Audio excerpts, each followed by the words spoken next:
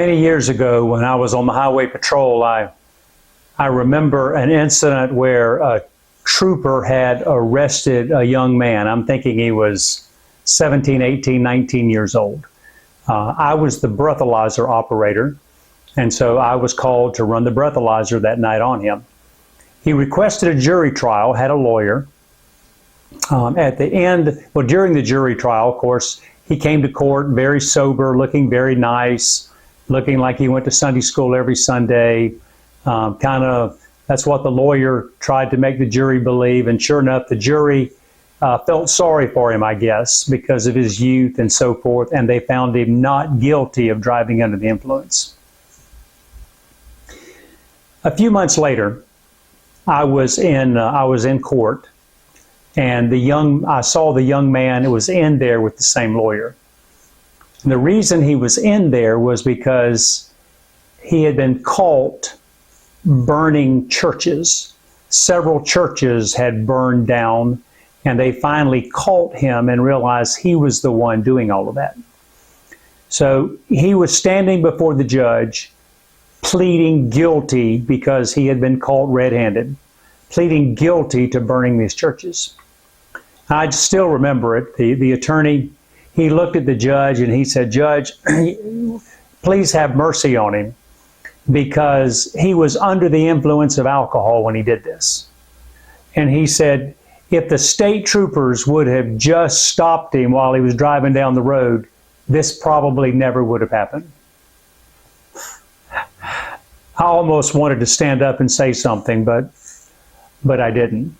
It's sometimes we just have to understand that we are responsible for our decisions.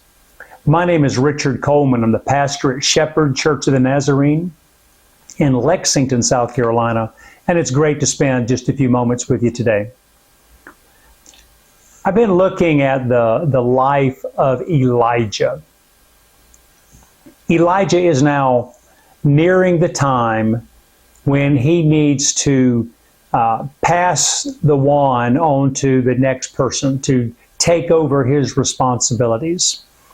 God has instructed him who he needs to go to. And there was a custom in that day that if someone was going to become your trainee and you were going to become their mentor, then what you did was you would take off your cloak and you would lay it on their shoulders. So everyone in that day knew what that meant.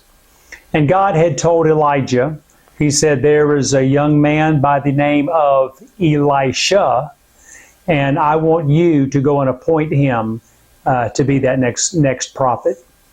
So Elijah does that. He goes and he finds Elisha, and Elisha is in a field plowing, and he's using oxen, and Elijah walks up to him and places his cloak on his shoulders and lets him know, you have been chosen.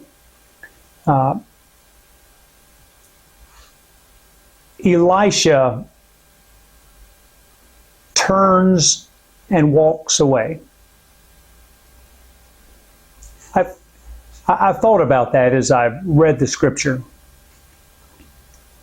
And I wondered, why didn't Elijah stay and maybe give him a job description or tell him everything that he needed to know about being a prophet of God or give him a word of encouragement?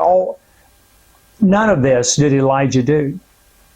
Elijah merely went up to him and said, basically, you have been appointed, put the cloak on his shoulder, and then walked away. At that point, Elijah had done everything that he was supposed to do.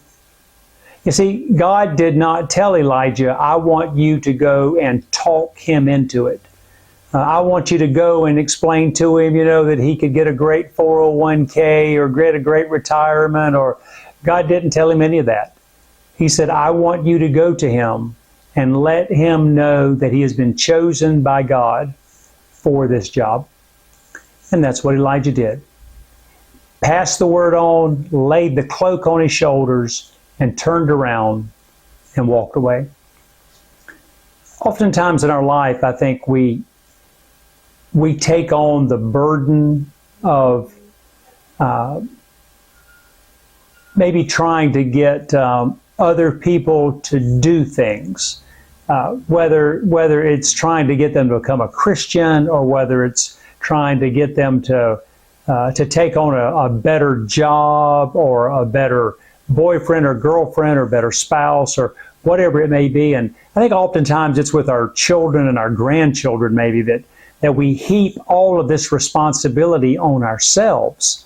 And we feel like it's our fault if they don't make the right decision. But just like Elisha had to make his own decision about whether or not he was going to follow Elijah, whether or not he was going to adhere to God's appointment in his life, that was Elisha's responsibility. He had to make the choice. And I really believe that Elijah understood that. And he placed the cloak, he said, "You've been chosen," and he turned around and walked away, leaving the decision to Elisha. And I believe that's what we need to do most of the time in our life. Whenever we do our part to, whether it's inviting someone to church, or whether it's witnessing to someone, whether it's giving advice to the ones that we love, the ones that we care about, we cannot make anyone do anything. It's their decision. But it is our responsibility to do what God leads us to do. So when we place the cloak on someone's shoulders, when we give them that word of encouragement, and then we walk away, then we know that we've done what we need to do. And the rest is left up to them and how God maneuvers and handles things in their life. So may the Lord bless you and keep you. May His face shine upon you. May you truly be able to experience God's love throughout this week. Thanks for taking the time and viewing today.